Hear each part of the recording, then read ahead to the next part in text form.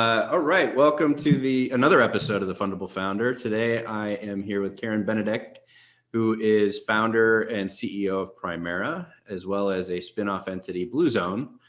So welcome, Karen. Thank you very much. Very nice to be here. Yeah, and you have a really interesting story here in the way that you kind of developed your business. It's unique relative to other businesses, and I'd love for you to share kind of your origin story and how and why you started Primaira and how that led to BlueZone. Sure. Well, I think what might be a little bit unusual is that I'm a little older than perhaps many of the founders that you speak to, because at least in my perspective, from going to a number of the various areas that you meet founders, they're all quite young, and oftentimes it's their first or perhaps second company that they've been involved in. My background is that I was in a product development and a technology consulting for many years, more than 20 years, before deciding to change things up and to do product development work on my own. Or I shouldn't really say on my own. I do this with a partner, and that is a critical part of having success, is to finding someone that you do work with and work with well. So for sure, that's in its own an important aspect. But so we founded Primaira in 2006, and initially the objective of the company was really to do product development work for other companies. We're mechanical and electrical engineers creating new products based on other people's ambitions. And but as one of the early contracts that we had at Primaira, it was a small business innovation research grant with the U.S. Army to develop a technology that could help extend the shelf life of fresh fruits and vegetables. This was, long enough ago that it was part of, the Middle East, the wars in Iraq, and the country was trying to develop new technologies in order to keep the health and the morale of the troops up. So we had a contract with the U.S. military that allowed us to develop technology and own it at the same time. And that was a very critical aspect of the start of what was going to be the core technology of what really we continued to develop for 10 years as Primaira and then spin out as BlueZone. So the SBIR program at its core was a very critical part of the origin of what ultimately was a very important part of our consulting business, and then BlueZone. So talk a little bit about the SBIR program. It's a great way to get non-dilutive funding. The various entities of the U.S. government put out, it's on the order of $2.5 billion a year to small businesses in the form of grants. Yes. How did you come about, learning about the SBIR program and then just managing that process, right? Like why do you think you were successful in getting SBIR money? Right. Well, again, it helped to have a lot of background. I mean, I had been in the consulting business. We had done product development work. And then also when Arthur D. Little, which was the company that I worked for so long, it went under and it became a small business. It was broken up into segments and it became a small business. And through that, we were doing the SBIR program. Okay. So learned as an organization what worked, what didn't work. And then when we went out on our own, we had some experience with what it means to write a good proposal. And part of what it means is to not just send a proposal into the netherworld and hope that somebody picks it. Part of it is to pick the opportunities where you might have some connections and be able to make a personal connection before you actually submit the proposal. So in this case, the funding agency was the Soldier Systems Center in Benedek.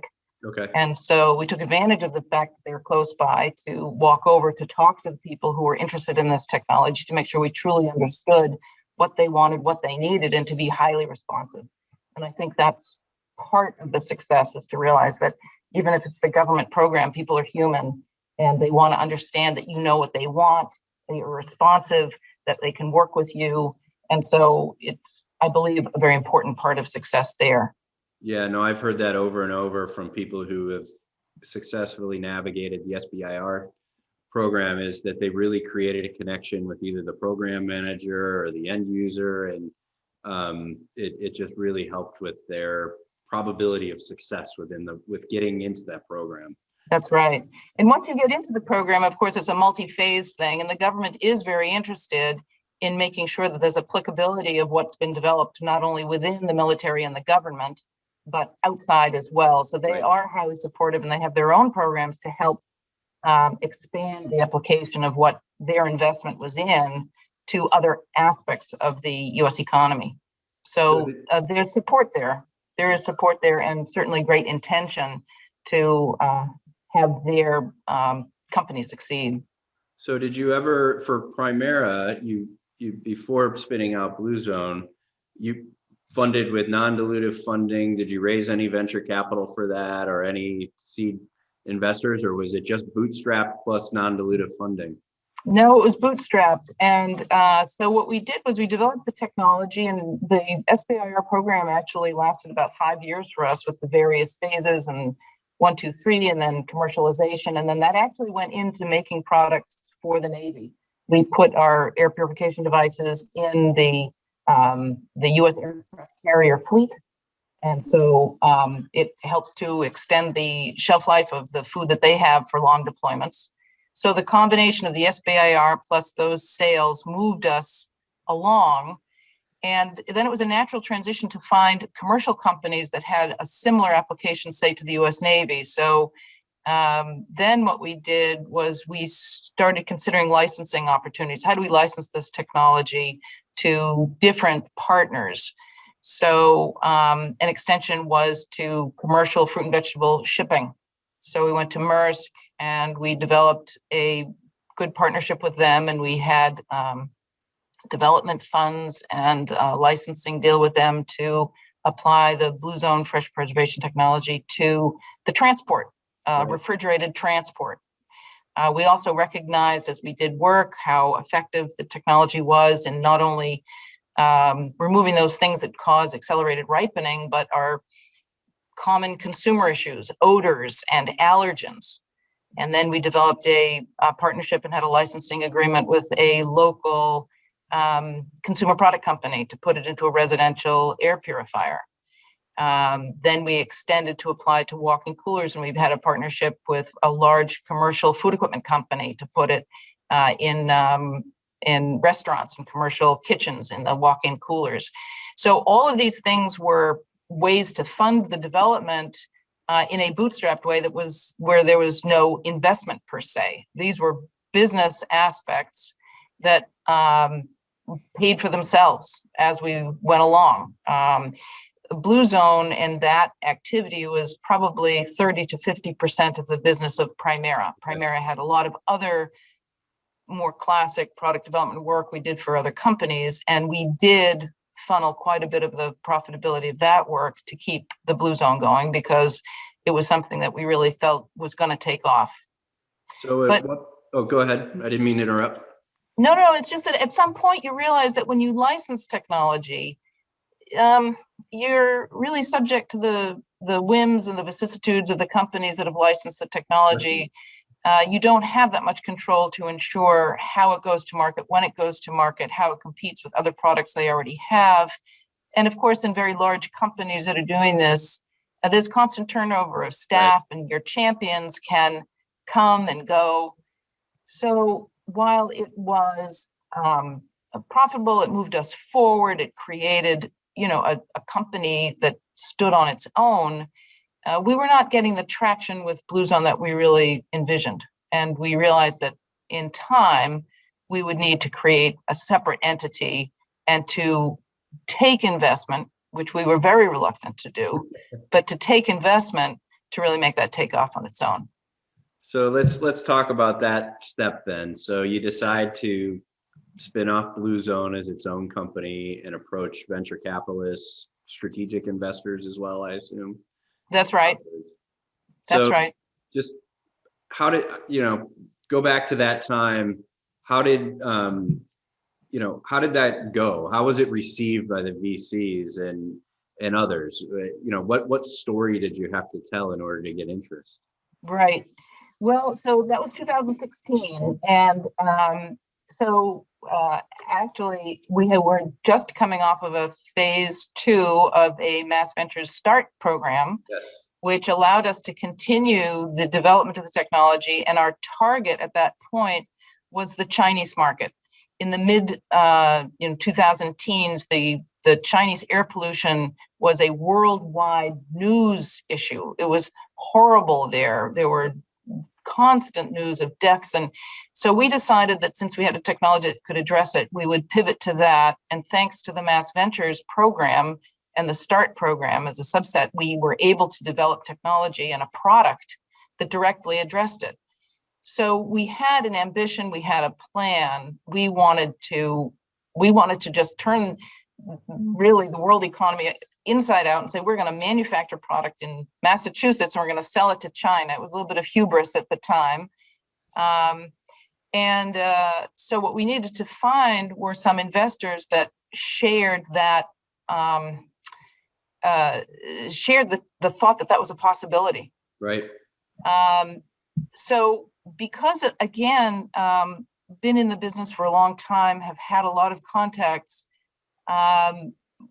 we contacted some really friends and colleagues back from Arthur D. Little days who knew someone that had just started a venture group that was specifically focused on making a bridge between technology in the US and China.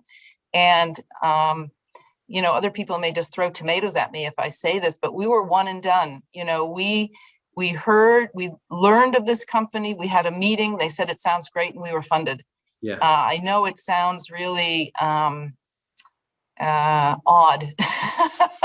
There are plenty of people who've told their story of making hundreds of pitches before finding that first investor. But sometimes if you have the right investor with the right focus and it fits with exactly what you're doing, That's right. Quick. That's right. So we went for 2 years with the seed funding from this venture group that really was right, absolutely down the center of what our ambition was. And then we had a second year of funding that came from one of that venture group's limited partners. Okay.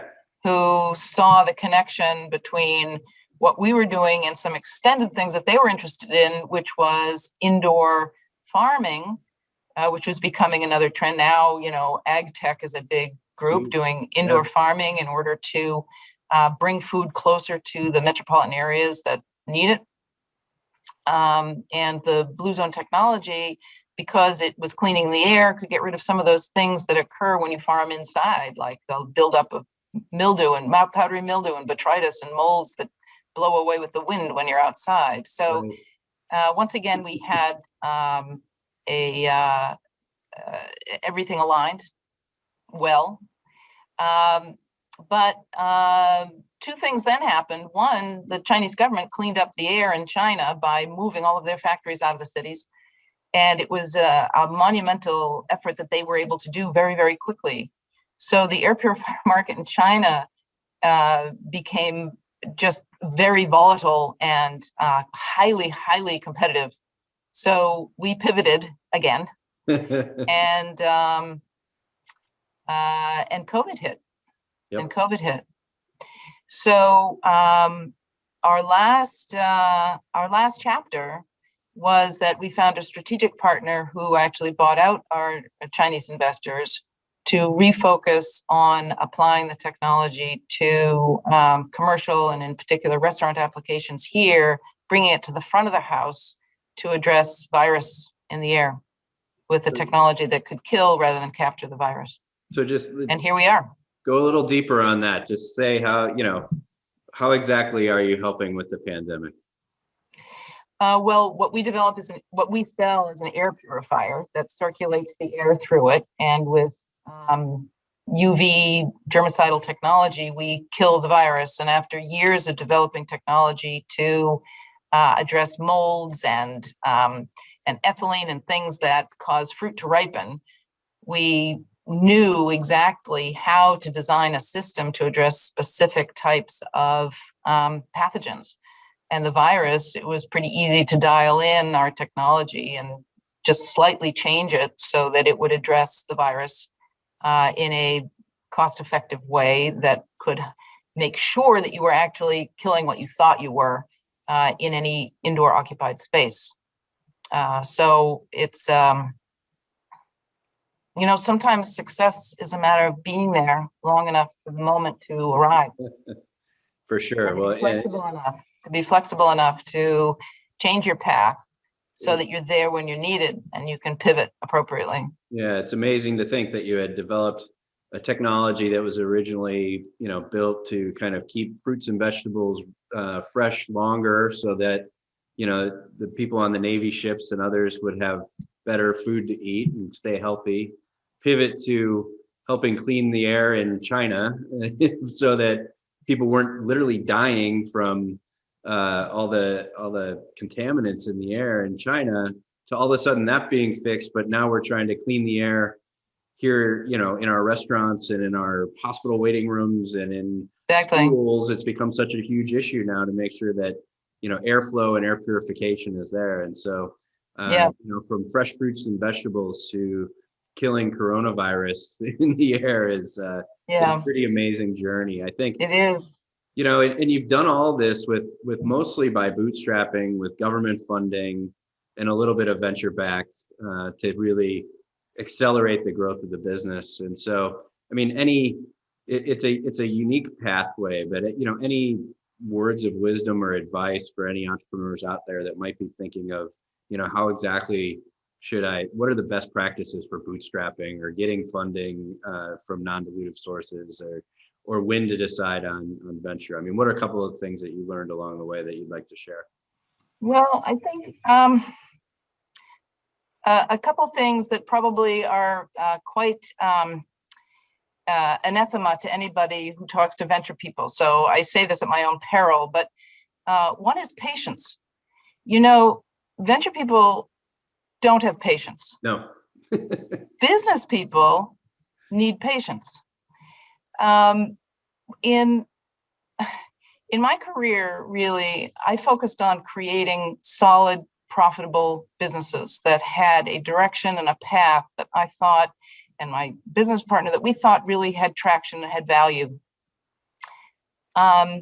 Many venture people view that, they call that a lifestyle company. It's a funny it's a funny word that people use because it's really quite, they use it to be demeaning. A lifestyle company in their mind is one that that is not at risk of going over the cliff when you run out of money. Right. You know what I mean? It's something that proceeds at your pace or that you're satisfied with to be profitable and valuable. VCs want to see you run. If you hit the cliff, you hit the cliff, but you couldn't leap from that cliff to the next cliff. You can't get over the chasm unless you're racing. Right. And there's value to that, and I understand that completely. But there's also another approach, which is to create a solid business, create profitability, fund yourself as much as you can, then you can have control over what you do. And again, you can stay alive long enough to have the opportunities when they arrive, because the opportunities do depend on what's going on in the world. That's right. And if you burn out too soon, 6 months later, you could have been a fantastic success, but you weren't there. Yeah, and in this case, you might not have still been around to help with, the pandemic. You may have gone out of business 3 years ago when the China market dried up, right? Exactly. So persistence and patience and partners, bunch of peas. Yeah. Well, and certainly, for the aspiring entrepreneurs out there, when you do go raise from venture capitalists, they often have a timeline, right? They have a timeline for returning money to their LPs. They do. Fund. And a good question to ask is, where are you in this fund? And, how long of a time horizon do we have? Mass Ventures is a little unique. We're an evergreen fund, so there is no timeline for us. We can be patient capital, but it is an important question to ask when you're looking for a partner in a VC. It is extremely important. It is extremely important. And if the timelines don't align, it might be risky to take the money just to take the money. Exactly. So, well, I really appreciate we've spent about 20 minutes. Your story is an amazing one. we're very proud that you've been part of the START program, a 3-time winner of our grant program, and a great representation of kind of, some deep tech companies here in Massachusetts that are solving the world's biggest problems. So thank you, Karen, for being on today. One last question. How would you describe yourself in one word? Um, I'm a mom. I'm a mom. You'd be surprised how much of being a mom is the thing that can actually drive business and everything else.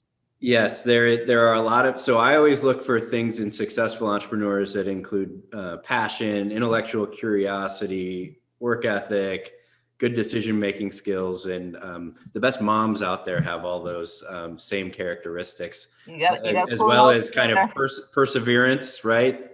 Patience and just partnerships and resourcefulness. So I appreciate that. All right, Karen, thank you so much for being on today. We really appreciate it. Good luck with everything. Thank you. Thank you. It's very nice to talk to you. It's nice to see you. And I'm glad that everything's going okay in this very difficult period for everybody. Yeah, thank you. All right. Take care, Charlie. To innovate, invent, and disrupt? We're your partner to fuel your growth. Contact us to learn more.